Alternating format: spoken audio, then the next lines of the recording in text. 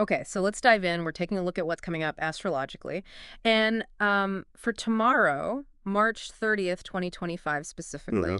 and we're using this Tarot by High C stuff you sent over, which is pretty fascinating stuff. Yeah.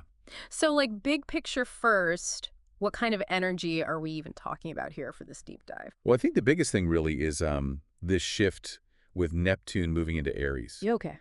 And this is the beginning of a new cycle that lasts for about 14 years. So this is a pretty big deal, a rare transit.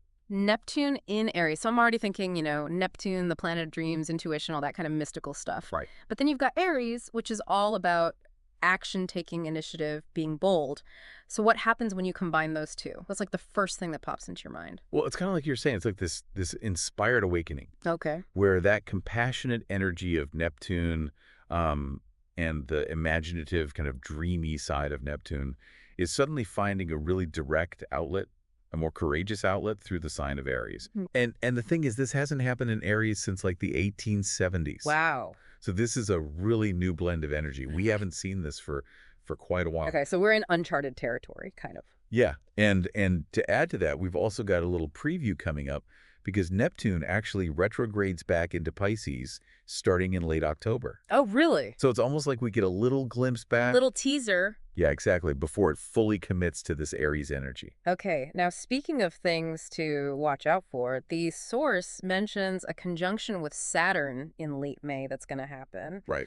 And it's described as potentially unmasking deception, which sounds kind of intense. Yeah, it does. So how do you think that Saturn energy plays into all of this dreamy Neptunian stuff?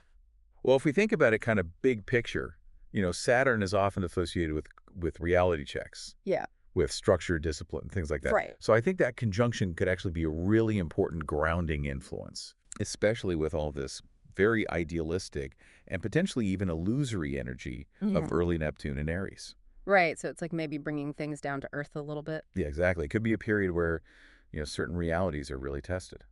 Okay, so let's talk about some of the positive potential here, because I know some people might be hearing all this and thinking, oh, this sounds kind of chaotic. Right. But, with Neptune and Aries, there's got to be some good stuff that can come out of this too, right? Oh, absolutely. So beyond just this idea of spiritual renewal, which is kind of vague, what are some things that we might actually see happening out in the world?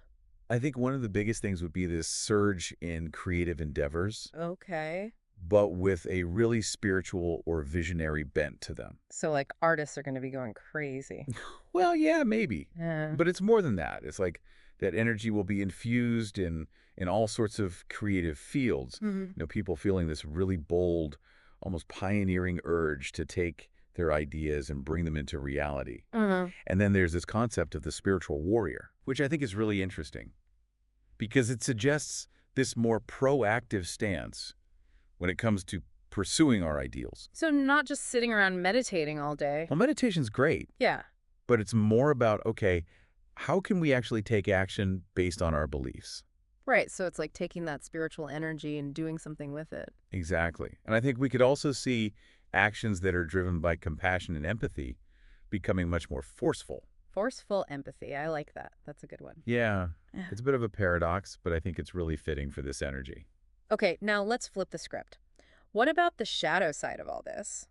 What are some of the potential pitfalls of Neptune in Aries? Yeah, I mean, that's really important to consider because anytime you have this much potent energy, there's always the possibility of it getting misdirected. So what does that look like in this case? Well, one of the things is that we might see actions that are well-intentioned, Okay. but ultimately ineffective because they're not grounded in reality. Okay, so kind of like tilting at windmills. Exactly. That's a perfect image. And we could also see a lot of confusion or just misapplication of energy based on fantasies or delusions. So not being able to see things clearly. Yeah, and then there's this idea of romanticized aggression. What is that? It's basically where ideals are pursued with so much fervor Okay. that people overlook the practical consequences or even end up causing harm. So it's like the road to hell is paved with good intentions kind of thing. Yeah, in a way. Right. It's about making sure that our actions are aligned with reality, not just our own idealistic visions.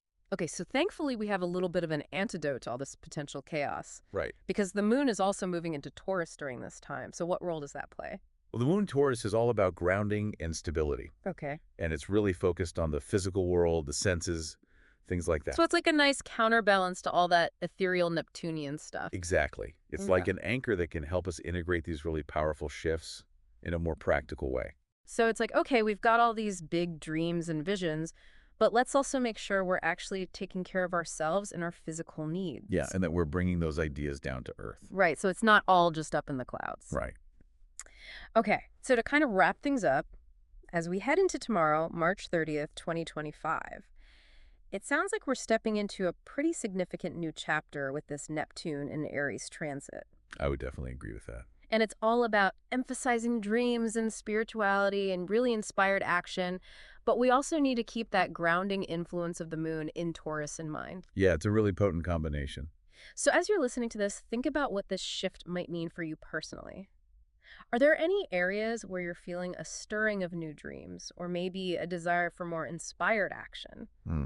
And how can you consciously bring that grounded Taurian energy to those aspirations? That's a great question. This deep dive is really just a starting point, and there's so much more to explore when it comes to these unfolding energies. So, what resonates most with you as we look ahead? Good question. What are you curious about? Let us know. Yeah, We'd love to hear from you. absolutely. Thanks for joining us. Thanks for having me.